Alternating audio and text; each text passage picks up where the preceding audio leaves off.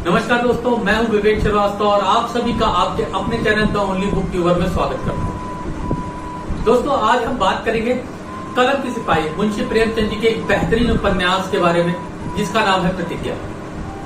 मगर इस कहानी को सुनाने से पहले आप लोगों से रिक्वेस्ट है कि आप लोग बस मुंशी प्रेमचंद जी की उस अप्रोच को ध्यान में रखिएगा, क्योंकि उनकी कहानियां 70 साल, 80 साल, 100 साल पुरानी है, मगर उनकी अप्रोच आज की सोसाइटी में भी लागू होगी। तो चलिए शुरू करते हैं आज के उपन्यास के बारे में जिसका नाम है प्रतिज्ञा। प्रतिज्ञा उपन्यास का एक मुख्य नायक है जिसका नाम है अमृत राय, जो कि बाय प्रोफेशन वकील है और सोशल वर्कर भी। उनका एक बहुत ही अच्छा परम मित्र है जिसका नाम दाननाथ। अब हुआ यूं कि उनके ससुर जी लाला जी जो थे, उन्होंने अपनी बड़ी बेटी की शादी अमृत राय से की, मगर ड्यूरिंग द प्रेगनेंसी कुछ कॉम्प्लिकेशंस आ गए और उनकी पत्नी का देहांत हो गया।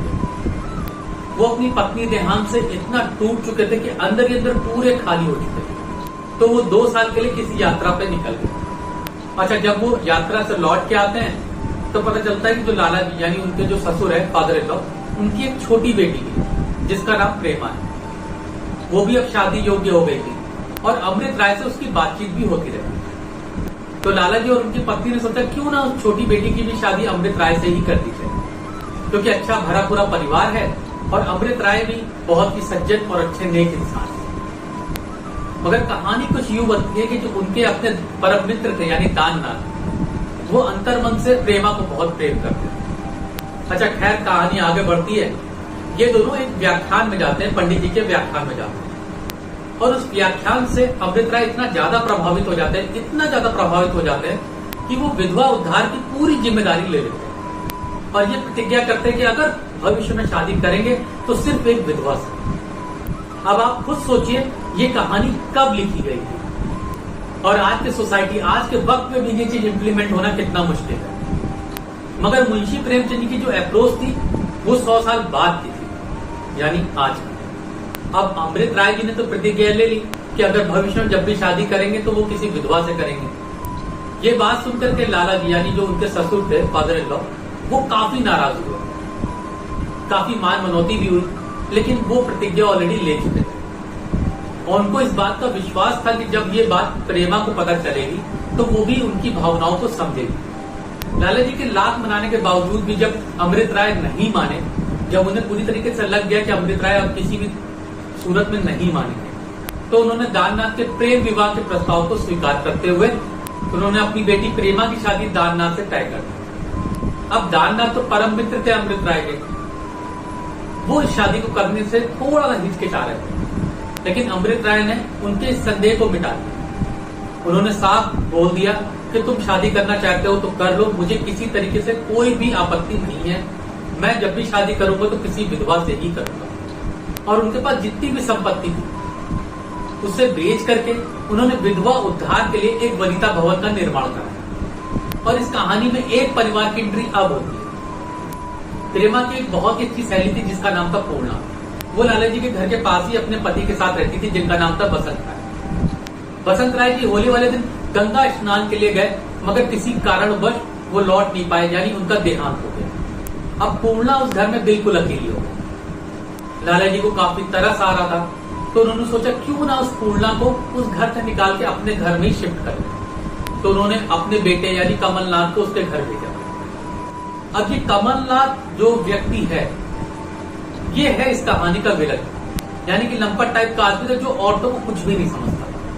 एक बार क्या हुआ, वो पूर्णा को बहका करके किसी तरीके से बगीचे में ले आया और उसके साथ कुछ गलत हरकत करने की कोशिश की। मगर पूर्णा तो विधवा थी और वो अपनी विधवा के मान को रखते हुए उसने फर्नीचर से उसके सर पे कुछ मारा, जिससे उसका सर फूट गया, उससे खून निकलने लगा और वहां से पूर्णा भाग गई।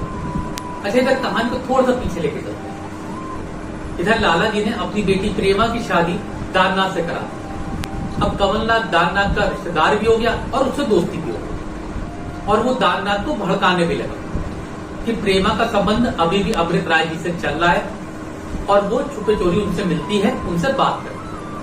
अब दाननाथ को भी इस बात का कंफ्यूजन हो गया। अब हुआ यूं कि अमृत राय बिल्कुल अकेले पड़ गए और दाननाथ और कमलनाथ दोनों एक साइड हो गए। हुआ यूं कि एक दिन अमृत राय जी ने विधवा उद्धार के लिए एक सम्मेलन रखा, जिसमें कि वो लोगों से चंदे की या डोनेशन की बात करने वाले, और उसी समय दाननाथ और कमलनाथ दोनों वहां पहुंच जाते हैं और अमृत राय के विपक्ष में बहुत कुछ बोलते हैं।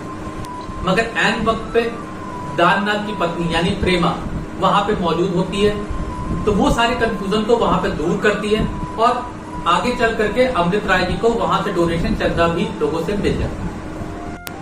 और जब दाननाथ को अपने मित्र यानी कमलनाथ की नीच हरकत के बारे में पता चलता है कि उसने पूर्णा जो एक विधवा थी उसके साथ किस तरीके से बगीचे में ले जाकर के नीच हरकत की है, तब उसे अपनी गलती का एहसास होता है कि कितना नीच था उसका दोस्त। सबसे पहले वो अपनी पत्नी प्रेमा से माफी मांगता है, हालांकि प्रेमा उसे माफ कर देती है और फिर से वो एक अच्छे पति पत्नी के रूप में रहने लगते हैं। और दाननाथ तुरंत ही अमृत राय से भी माफी मांगता है, मगर अमृत राय को तो अब इन सब चीजों से कोई लेना देना था नहीं, क्योंकि उनका पूरा ध्यान सिर्फ विधवा उद्धार के ऊपर लगा हुआ था और उन्होंने उस समय ये तय किया कि अब वो किसी विधवा से भी शादी नहीं करेंगे, वो सिर्फ जिंदगी भर उम्र भर सिर्फ विधवा उद्धार के लिए लगे रहेंगे। तो दोस्तों ये था पूरे उपन्यास का सारांश।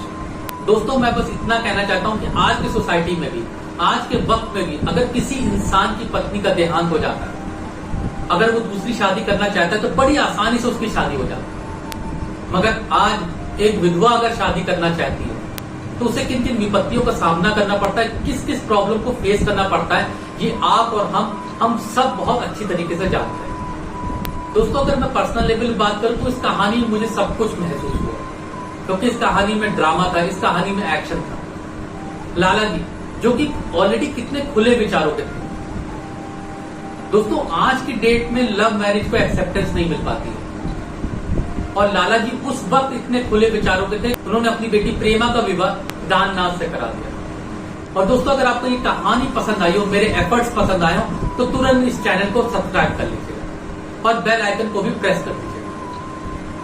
और मैं आपसे वादा करता हूं कि इसी तरीके से नई नई कहानियां, नए नए उपन्यास लेकर के आपके सामने आता रहूंगा। अब आपसे मुलाकात होगी फ्राइडे शुक्रवार को एक नए उपन्यास के साथ, एक नई कहानी के साथ।